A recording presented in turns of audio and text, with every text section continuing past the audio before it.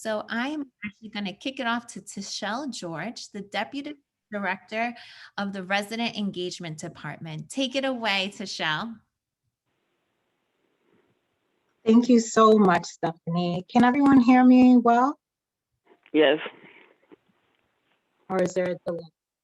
Okay, thank you. So good Tishelle, afternoon, sorry. and thank you so much. Tishelle, there is a little bit of a delay, so I would just take it super slow. Okay, and I think I may also just turn off my video because that sometimes helps. So I'm just going to turn the video off.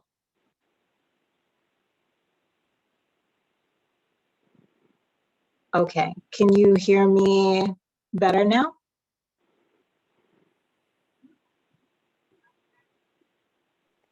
Yes. Okay, thank you. So good afternoon, everyone, and welcome. My name is Tishelle George, and I'm Deputy Director with NYCHA's Resident Engagement Department. I'm also overseeing NYCHA's Resident Programs Unit, which is the unit that specifically works to engage NYCHA seniors and NYCHA youth throughout the city, and works on really special programs like the one that we have today. The residents who are participating in the Life Story Club are what we call senior champions. And a senior champion is a resident who has assumed a leadership role in their development. And the reason why they do that is because they really want to enhance the quality of life for seniors who live in the community. As you know, many NYCHA residents are longstanding members of their community. They age in place. They may have come in, at 19 years old, but they've continued to live there, to raise their families there. And now they really are, the pillar of the community. And so this is our way of making sure that we are honoring, our elders in the community and having neighbors take care of neighbors. So the senior champions are working with NYCHA seniors on a number of activities, a number of projects. Storytelling is just one of them.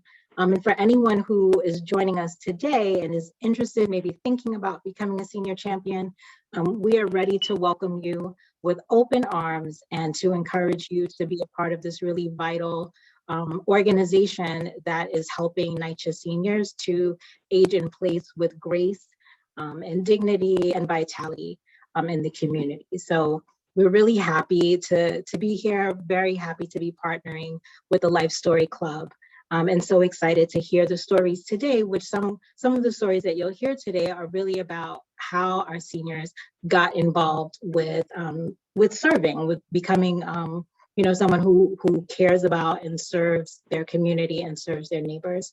So I won't take up any more time because we have so many wonderful stories to hear today, but I just want to thank you all for being here and for being a part of the experience. Thank you so much, Tishelle. Appreciate all of that, all of the intro. And yes, please, anyone who's interested in the program, reach out. Awesome. Now, thank you again, Tishelle, and for all your partnership. NYCHA has been such a blessing to work with. And now we're going to pass it off to Trevor Martindale. He is the Director of Partnerships and Impact for Life Story Club. So please take it away, Trevor. So, thank you, Sean. Thank you, Stephanie. So good afternoon, everyone. My name is Trevor Martindale, and I'm the Director of Partnerships and Impact at the Life Story Club.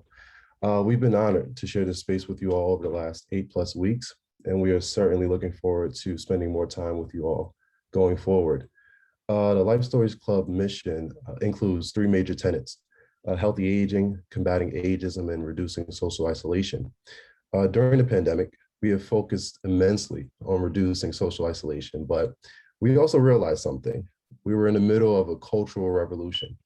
Older adults from within are completely reframing aging and what it means to become and be an older adult.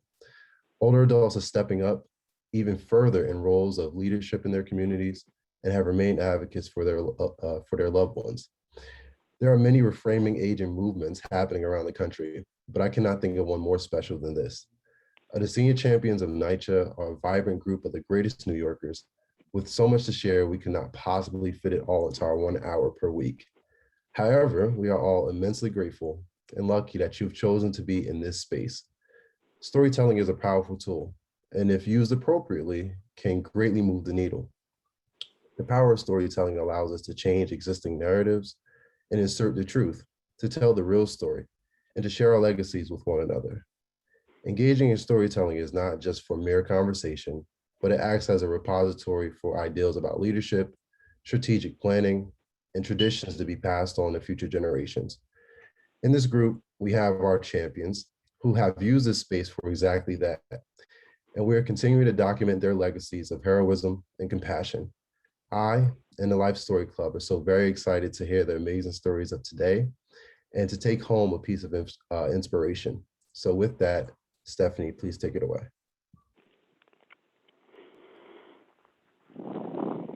Thank you so much, Trevor. Really appreciate those words and highlighting the importance of what we're doing and life storytelling. So Life Story Club, we run in partnerships with various different organizations, senior centers, retirement communities, and public housing sites. And I just want to say many thanks to our partners at NYCHA and our supporters at the Samuels Foundation who helped bring this program today. Okay, perfect. So today everyone is in for a very, very special treat. We have a lineup of storytellers. Now the storytellers that you see here are just part of a very large group that we have and community. So today's stories have been carefully thought out and crafted. Our group had 20 lovely participants in total, and we have been working together for the past 8 weeks, along with this amazing staff at NYCHA. This very diverse and talented group of senior champions have built a community, and these stories are a compilation of their personal experiences of life, family, friendships, and careers. You are all about to hear powerful and beautiful stories of people who have dedicated their lives as servants to their communities, and their stories are of resilience and triumph.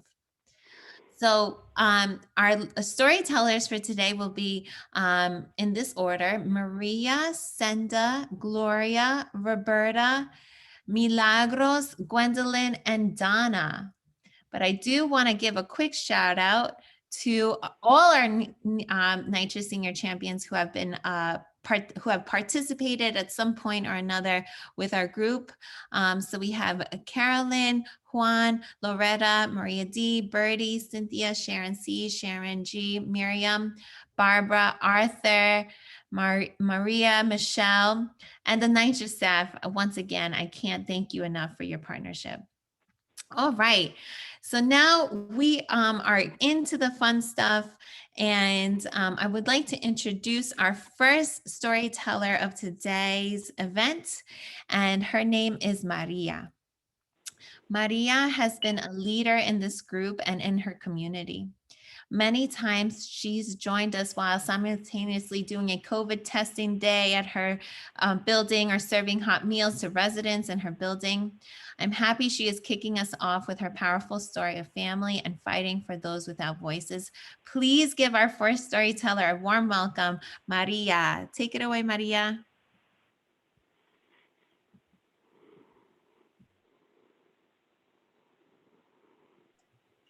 Thank you and good afternoon, everybody. My name is Maria Pacheco. I've been a resident of Harlem since 1948. I was 7 years old when my parents brought me into to New York from Puerto Rico. I didn't know a word of English, neither did my mother or father, but I had a wonderful teacher, bilingual at the time, who made such an impression on me. I still remember and recall his name, Mr. Mekowitz, and I learned a lot from him. So according to, then I went home to my parents. My mother was a stay-at-home mom. She never worked, but my father did. My father got a super's job so he can have an apartment big enough for us. And he would take in anybody that needed a meal or a place to sleep. And also my mother would cook and the whole building would eat. So that's like instilling the sharing and the caring into us. And we were 10 kids. There was 10 of us. But we made it through thick and thin, and we learned. And I had my aunt who really, really showed me like how to sew.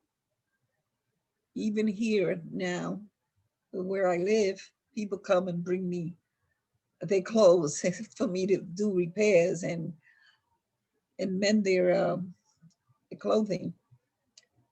So that really, you know, what my parents did and what my aunt did really instilled in me what who I am today and why I do what I do.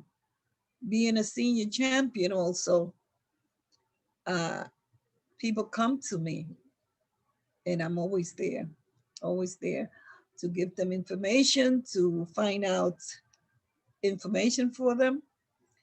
Also, while going to school, taught me a lesson too on the way people think and the way people are. And in, you know, it did something to me when I happened to be coming home from school one day. By that time I was in junior high school, coming from school one day, and my schoolmate grabbed my arm, scared. There's a black man following us. I turned around. I said, that's my father. So, you know, the people judge you by the color of your skin. So that also opened my eyes as to the way I work and the way I do. I I went to work. While working, same thing happened. The unjust people wouldn't help you if you didn't speak the language. So I said, I can't do that to my people. Can't let them go. I was at a front desk, and I took care. I told them, I explained, you know, I didn't send them away. And that changed my career. I became a translator, and I translated at the unemployment courts. I worked for the city then. And while working there, I even protected the people that were there. And I got to supervise a group of about 11 translators. We would get the recordings in Spanish, and we would record them in English. That was one of the jobs that I really enjoyed because I was helping. Now, as an adult with children, I became interested in the daycares. And the daycares, I don't know why, it might have been the way my father was and my aunt, that I was also a leader. Now I say a leader, but at the time I didn't even know that I was a leader. But I joined the PTAs. I did some fundraising. I did whatever I could. And after daycares, I became a member of the senior centers by rescuing a lady in my building who had disappeared. She had Alzheimer's and had lost her way. When she got back home, I volunteered to take care of her. And I started taking her to the senior center. And that started me off with the seniors. That she, you know, there's always something that leads to something else. So you can't be afraid to jump in because it'll lead to something better. And while taking her to the senior centers, I met Jane Richardson, and I became a friendly visitor. And then I was an instructor. I learned, not instructor, I teach people how to make jewelry, crochet. We did everything in the senior center, and I was always there up front. And after that, through her, Nancy Quinones, a senior champion. During all this time, I'm a member of my tenants association, which I got into this senior building by being a member of the senior center. It was a great opportunity for me to get into this senior building. And I've been leading, and I've been a leader here since I moved in this building. From being a secretary, treasurer, and now I'm the president of the Tenants Association. And besides that, I think I've done more in this year during the pandemic than any year in my life, by making sure the people were safe, making sure they got a meal, and making sure they kept their appointments. And whenever I could, give them a little entertainment by having some arts and craft, just about anything to keep them sane. But not only them, but it kept me sane. This month, March, I turn 80, and I don't feel like I'm 80 because I'm always on the go, always doing something, and always reaching out, because a lot of times I need somebody to help me also.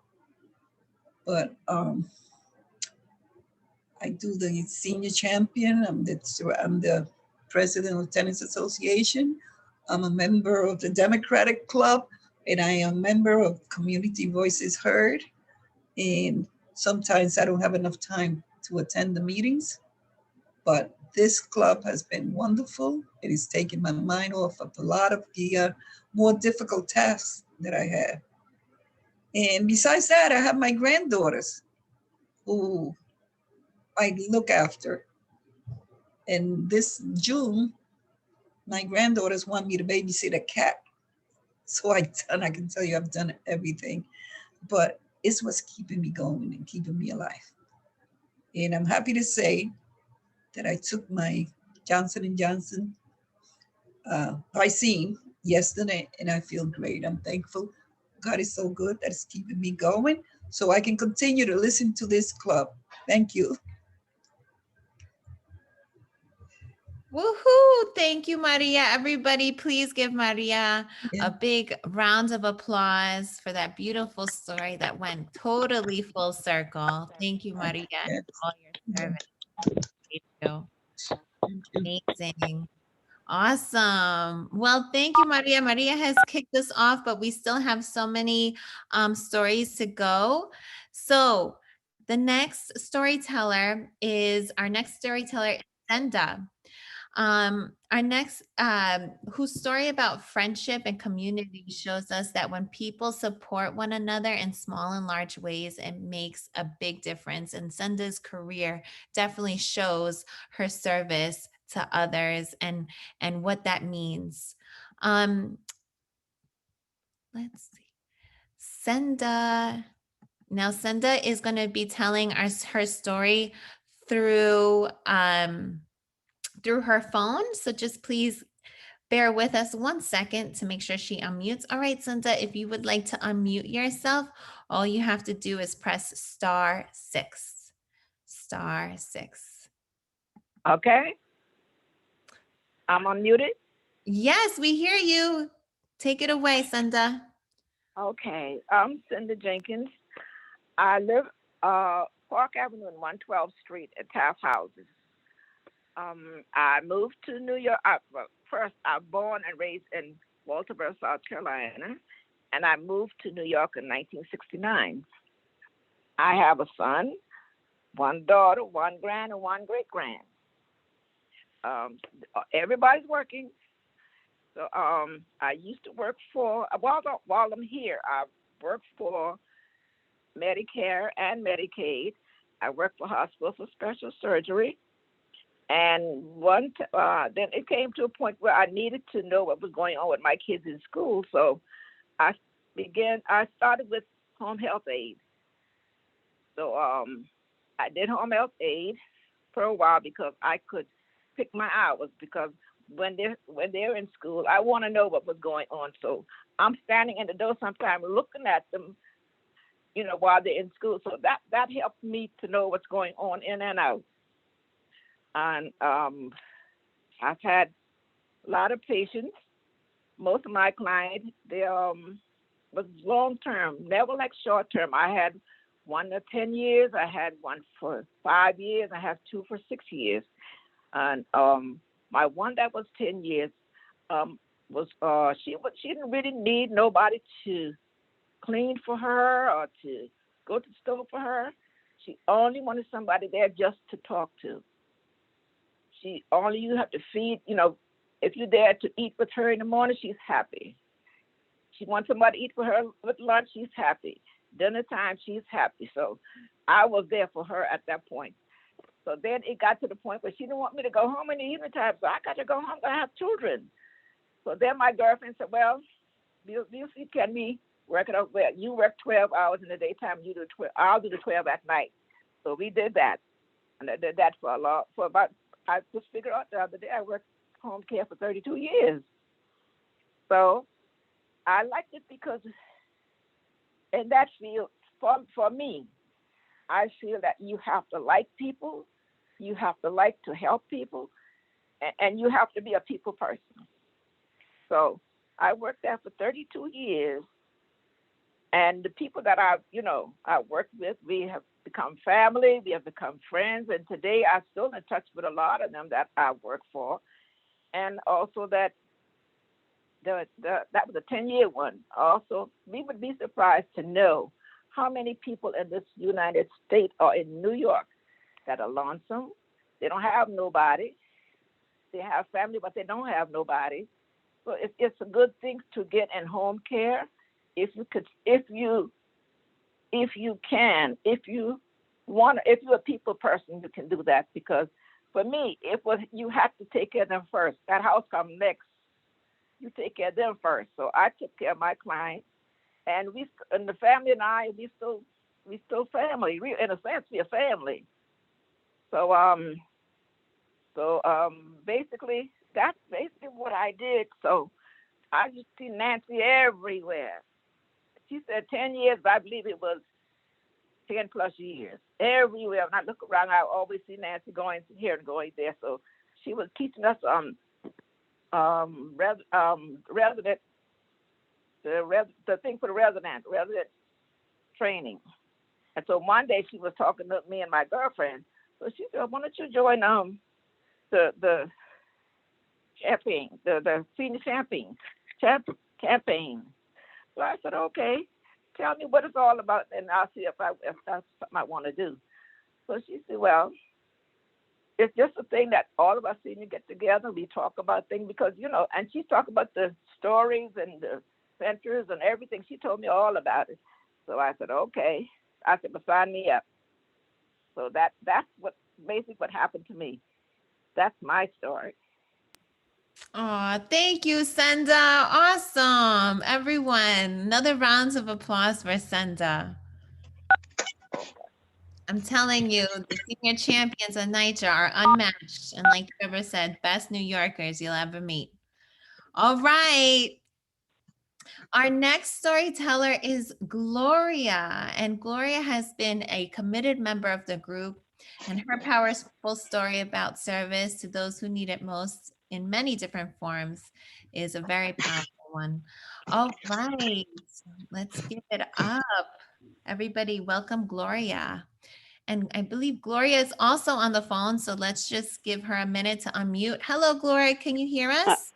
Yes, can you hear me? Yes, we can, Gloria. Take it away, my darling. Okay, good. I'm Gloria Bowden. I was born in North Carolina in 1942. In 1952, at the age of 9, I came to New York with my mother and my two brothers. We lived on Hart Street between Sumner and Lewis Avenue.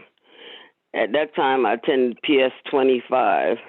Then we moved to Bergen Street, and I attended John Marshall Junior High School.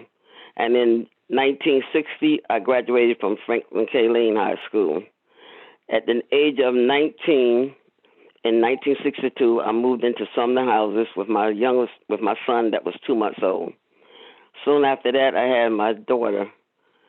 And when we moved in, everybody got along like family. We watched each other's children, and everybody like shared things with each other, food, and we just had like an open house. Then the Fair Housing Act came, and things changed a great deal. So all different types of people moved in, and sometimes it wasn't that pleasant. So in 1968, I went to Brooklyn College, and I attended for 2.5 years. I applied for nursing school, but when I took the physical, I found out I was pregnant with my third child, which was my daughter. So I dropped out, and I never attended again. So in 1976, I got a job in Staten Island at Willowbrook Developmental Center for people with intellectual developmental disabilities. And I worked there for 3 years. In 1979, I transferred to Brooklyn Developmental Center on Fountain Avenue, where I could be closer to home. I worked there on the night shift. So in 1981, we decided to go apply for a job during the day, and I'm the only one got a job. So I started working in private homes with clients with intellectual developmental disabilities, provided by New York City. After 6 months, due to budget cuts, I was laid off. So we started having flea markets at my job. So I started making arts and crafts and baking cakes and pies. So my selling hit it off, my carrot cakes hit it off with people. So I started selling carrot cakes and pies to individual coworkers, and they recommended me to different people. So I also had a nurse friend that worked at Woodhull Hospital. So a couple of times I baked cakes and pies for the nurses and doctors at Woodhull Hospital. After 26 years of state service, I retired at age 60. My mom became sick in 2005, so I started traveling to North Carolina each month for 3 years until she passed at age 98 in 2018. Things have changed a lot since then. And since moving into housing, things have changed. We really don't know the tenants like we used to. They move in and out a lot faster. And before you stayed for years until you passed away or you moved out. And we pay our rent by mail instead of in person. So we don't have really like the contact with people as much as we used to. And you call in your order. If something breaks, you have to call in a phone number to get it fixed. So it's a lot of personal contact has been lost over the years. So it's a lot of changes, and you have to get accustomed to all the different changes. But I've been here since I was 19, and I'll be here 60 years in June. So that's my story. Woohoo! Thank you, Gloria. Wow. So many talents that Gloria has. Please, another round of applause for Gloria and her story of life service. Thank you so much, Gloria. Appreciate you. And I think everybody wants to try this carrot cake for sure. All right. Up next is Miss Roberta. She has been such a positive and engaging member of our group. And her story is definitely one of a rose that grows out of the concrete of resilience and strength. So please, everyone, give it up for Miss Roberta.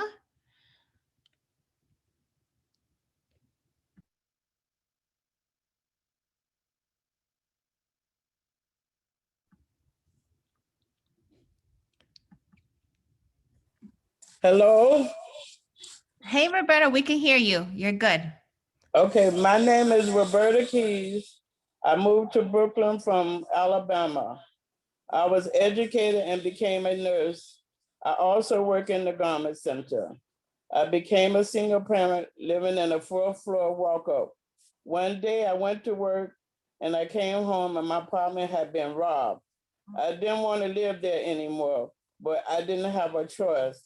But 5 days after the incident, a letter came from NYCHA saying, come in with to sign a lease and to bring the security deposit. I was so happy because I didn't know if I could live in that apartment knowing that somebody just could come in and rob you at any time.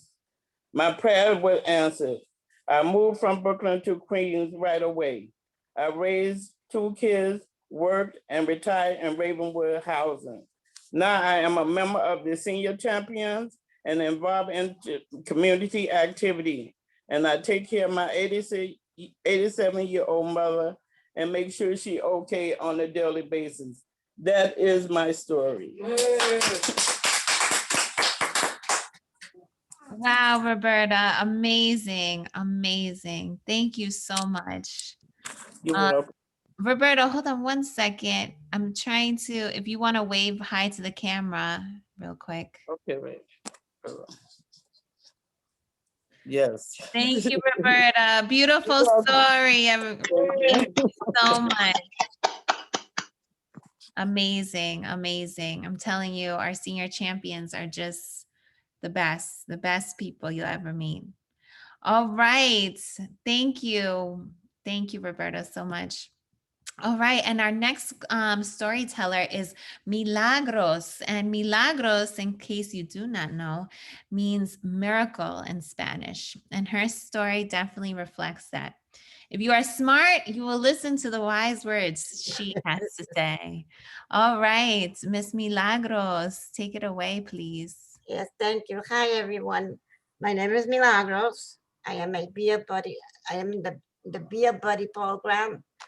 When I was 11 years old, I was removed from my home and placed in the convent. And in the convent, I was always cleaning, helping out the nuns. So they would give me cigarettes. I was 11 years old. Not just me, but all the girls that were there. There was no boys. And the more I did, wash dishes or mop the floor, did anything, I would get another cigarette. I left the convent a month before I turned 17, and I was already smoking a pack a day. In 2016, I moved here to Upaca 5, and I was here 3 years and I didn't speak to anybody. If someone would say good morning, I would respond, good morning, but keep walking. I didn't know anyone here. And yet one day I was at home and I didn't feel well. I couldn't breathe. And I was in a nightgown. So I got so bad that I went next door to one of my neighbors. I didn't know her name. I had just seen her. And I started banging on the door and asking her to help me to get dressed. And I wanted to go to the hospital. So she told me she was gonna go get Miss Webb. She's the president of Tenant Association. I didn't know who she was. So I said, okay. I was still able to speak at that moment when I said, okay. So a few minutes later, Miss Webb came down to the hallway. And I'll never forget. She said, sweetie, what's your name? And I could remember my name at that point, but I couldn't say it. And then she asked me, sweetie, where do you live? And I remember saying, I live here. I couldn't tell her where, but I knew I lived here. So after that, all I could remember was being in the hospital. I don't remember what happened, how I got dressed, how I got my keys in the hospital, nothing. I came home 6 days later and I knocked on the lady's door next door and I asked her what had happened to me. And she said, Miss Webb did everything for me. She got the keys, she got my book bag because I don't carry a pocketbook. And I found out where she lives. So I spoke to her, I said, I wanted to thank her for helping me out. And she said, oh, that we have a monthly meeting downstairs in the lobby every month. Why don't you come down? So I said, okay, I didn't like it because I'm not used to being around people, but just to show my gratitude, I said, oh, okay. So when I went down, about 2/3 of the people there were Hispanic. They didn't speak English. So I tried it. I started translating to Ms. Webb what they were saying. So then I just got used to it. Every month I would go down and people would ask me to help tell Ms. Webb what they wanted to say. And me and Ms. Webb just got closer and closer. But then a year later, I went to hospital again. This time I called another neighbor from upstairs. I was there another 6 years. I mean, another 6 days. And they told me my COPD had advanced to level 3 at the end of level 3 because of the cigarette smoking. So I stopped. That was June the 17th of 2017. I stopped smoking. It wasn't easy. I needed it. But I needed one before I cleaned, after I cleaned, before I ate, after I ate. If I was upset, if I was relaxed, I wanted a cigarette. So right now it's been 3 years and 3 months. I don't even want anyone near me with a cigarette. I can't stand the smell. It's been hard for me to walk. If I within 1 block, I might have to stop 1 or twice because I can't breathe. It's very hard. If I smell perfume on someone, I have to walk away. I mean, everything sort of affects me. So, I mean, I advise anyone, don't smoke, don't even start. And just to go back a bit, within that meeting, Ms. Webb introduced me to Ms. Quinones, and she introduced me to the Be a Buddy program. So I was not just helping people in the meeting, but now I'm calling people up and helping them that way because of what's happening with the COVID. So now, a lot of people, I help them, they don't even know that it's me on the phone. And some of them, I knew that I was helping them, but I didn't know which one they were either. So we sort of get into there where I'm learning to socialize with everyone, even though I want to, but you know, I'm doing it and I'm getting used to it. I wasn't used to people. And it's a whole different life story for me, you know, just being around people that lived in my building and being close on the phone, being within the community and helping everybody out. And I love it. Yeah, and that's my story. A round of applause for Milagros. Thank you so much, Milagros. Amazing, amazing job. Amazing. Thank you so much. Thank you. Very grateful to Milagros for sharing her beautiful story. All right. Our next storyteller is Gwendolyn. Our Gwendolyn shows her commitment to her seniors as well in so many different capacities. Every week we see her, you know, with coat drives going on in the background, food drives, you know, and always finding ways to keeping our seniors connected. Please enjoy Gwendolyn's story of her amazing family. Good afternoon, everyone.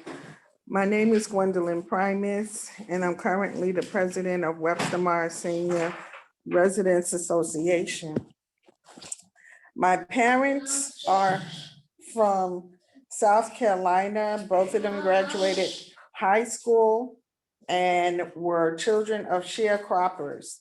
They came up to New York in 1958 for a better life, where they, one second, I'm sorry. I am so apologizing for this, but I got my grandkids here and I ordered Chinese food for them. I don't know, just check it. And my parents moved into Patterson Projects, where we stayed there until my mother and father was pregnant with their 4th child. In 1965, we moved over here to what was called Morrisania in Claremont Village, where my mother had 3 additional children. I had 5 siblings. We were all raised and educated over here. And from there, we were all married out of this building, and I came back after my brother purchased the building and moved my mother and father out. And I came back and took over the apartment and raised my 4 children. We've been in this apartment for 56 years. I just downsized from the 3-bedroom to the 2-bedroom 4 days ago. And I just love our village over here. And it was very difficult for me to move away, as you see, because I became an educator where I taught over in many schools throughout the United States, but I never moved because it was something about being here and rendering services for my community and my resident that was in my soul and my spirit that continues to be. So what we do over here, we don't just advocate for our residents, we find resources for our residents. We call ourselves a resource board or resource TPA or whatever we call it, Tennis Association. So we have a food distribution center where we give out emergency food to those who are in need. We get calls constantly about seniors who just got out of the hospital. Could you do a care package? We have a family of 4 who just went to the shelter. Do you have a care package? We just gave out over 500 coats. We just gave out over 150 men's suit, shirt, ties. We were trying to establish a men's closet for those who were trying to get back into the workforce. We distribute hot meals on Mondays and Fridays, and we do a pantry on Wednesday and sometimes Saturday.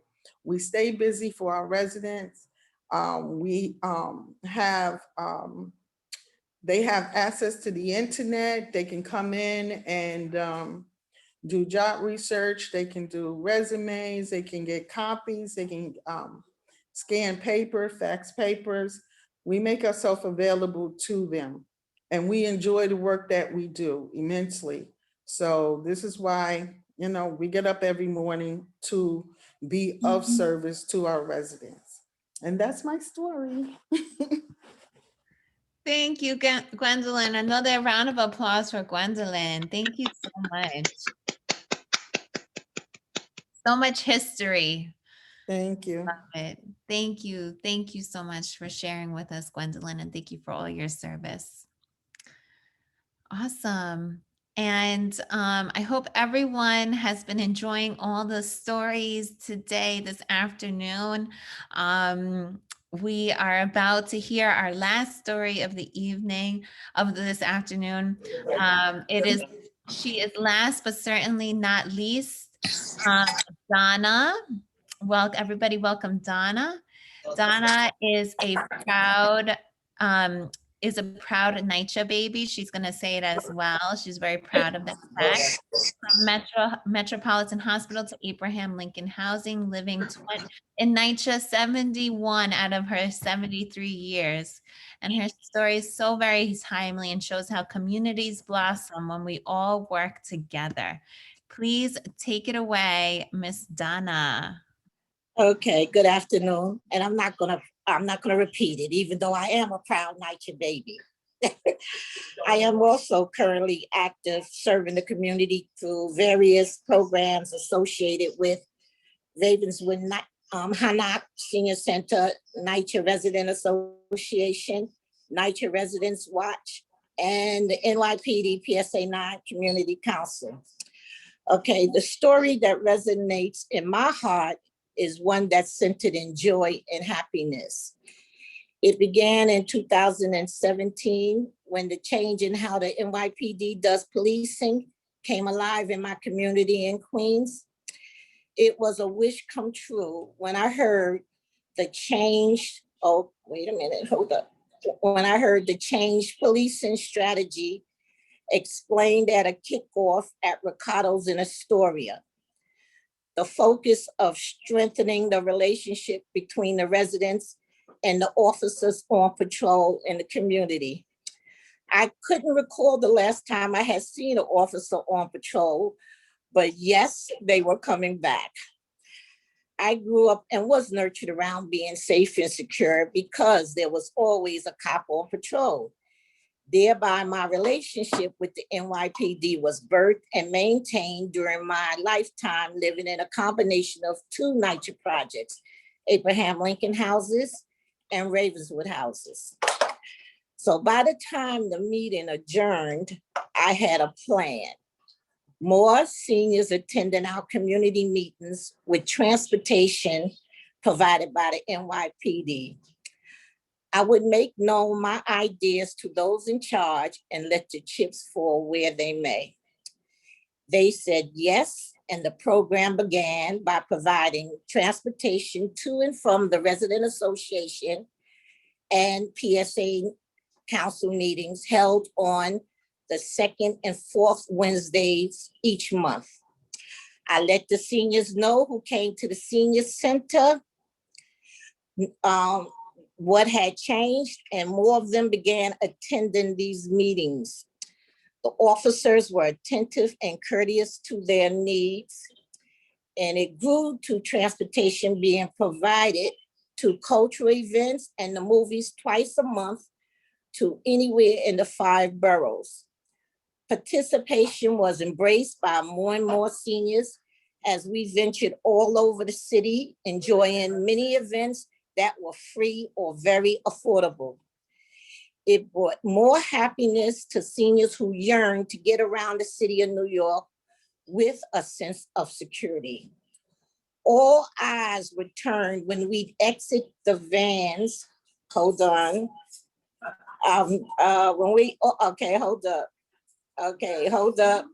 All eyes would turn when we exit the vans on the boardwalk of the Riviera in the Bronx on Salsa Sunday or Far Rockaway Beach for our fun in the Sunday. The Universal Circus 1 year in Queens and another year in Brooklyn. For the circus events, we traveled in the NYPD bus, which seats 30 to 40 passengers. We had that kind of turnouts. The many adventures we took up to April 2019 fostered more trust in relating to our law enforcement officers in NYCHA by young and old alike. At some point in time, I received a card with a token of thanks from the son of one of the seniors. In essence, he let me know how happy his family is because his mom is living happy, safe, and secure, and we always have his support. This by far outweighed any obstacles that were faced in keeping this program successful. This is one of my stories.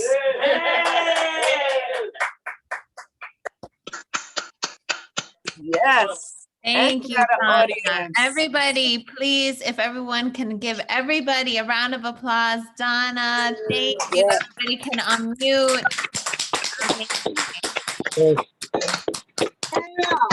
All right. Amazing. Thank you all so much. I just want to say a quick thank you to our group, our senior champions. You all are amazing, and I'm very honored to have been able to work with you. Thank you. Thank you so much for giving me the opportunity. I'm going to just pass it off to my colleague Trevor once again, and then we'll leave it open so everybody can, say hi and chit chat. Indeed. Thank you, Stephanie, so much. And I definitely wanted to just commend everybody today and all the storytellers and all the amazing stories. So just thanking everybody that made this possible, from all the amazing stories that were shared and the community that decided to join with us and listen.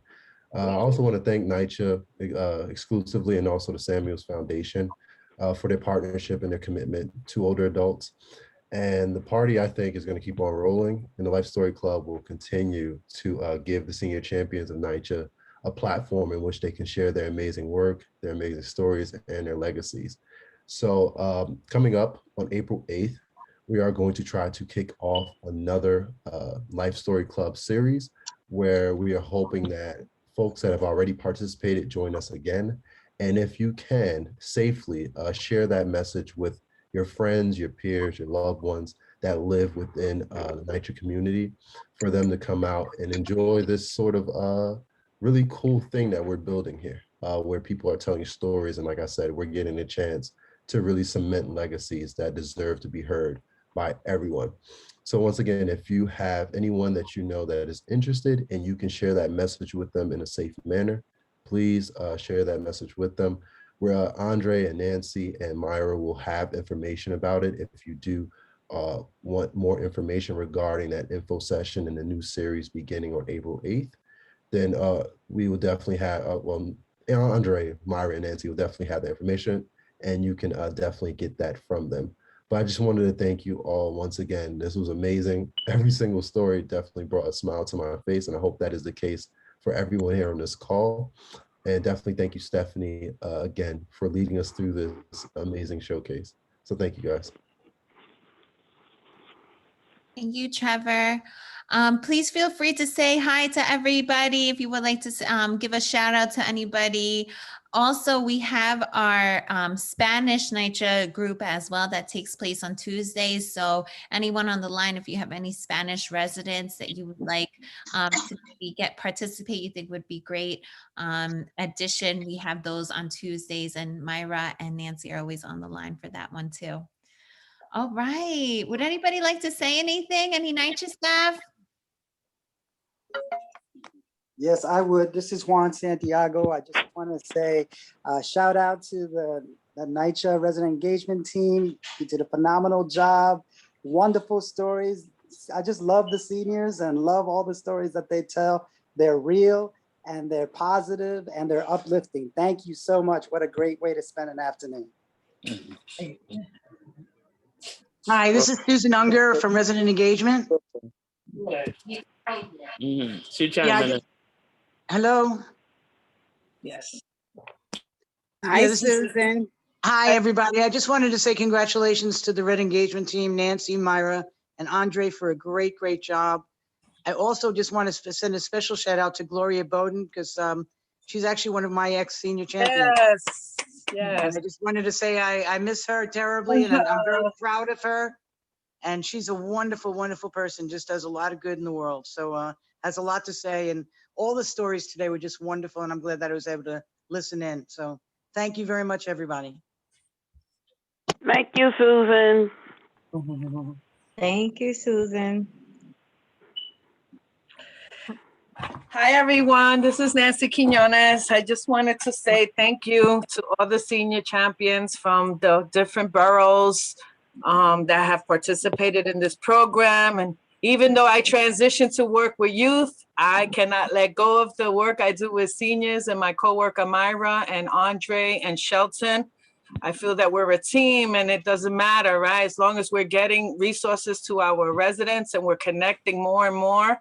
And so I wanted to say thank you to all of the residents who participated because, you know, you all make our job much easier by being such great support in your community. And I always tell the youth and the seniors, because that's what I've been doing in my career in NYCHA. Thank you for making my job easier by engaging and allowing us to really connect and, you know, try to provide you with the resources and opportunities that NYCHA has for you. So please become a voice in the community and help us spread the word so we can get more involved, okay? And thanks again.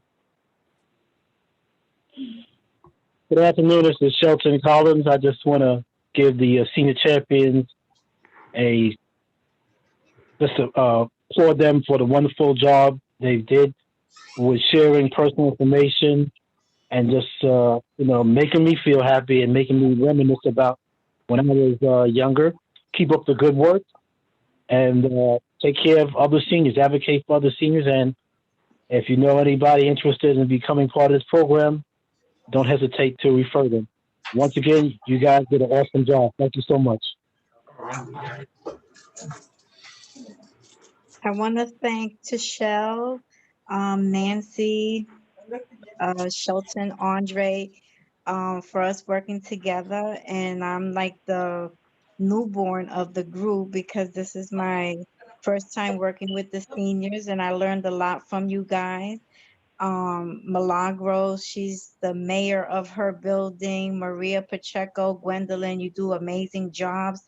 You go beyond what a normal TA would normally do, but that goes to show that, you know, the work is from the heart. Continue doing what you do. I applaud you and I love you guys. Take care. Thank you. Thank you. We love you back. Hi, Thanks, it's Andre. Gwendolyn. Hi, it's Andre. I would like to thank Stephanie for, her ability to bring out these wonderful stories in, the storytellers. And Trevor was very helpful in formulating this whole program. So, definitely NYCHA, not NYCHA, Vida's story is very good, and NYCHA as well. I thank my NYCHA team. So thank you. Welcome, Andre.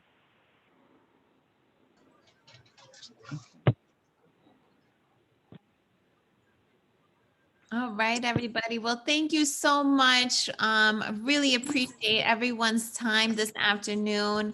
Thank you to all our storytellers for sharing your heart and your story and all your love with us. We appreciate it.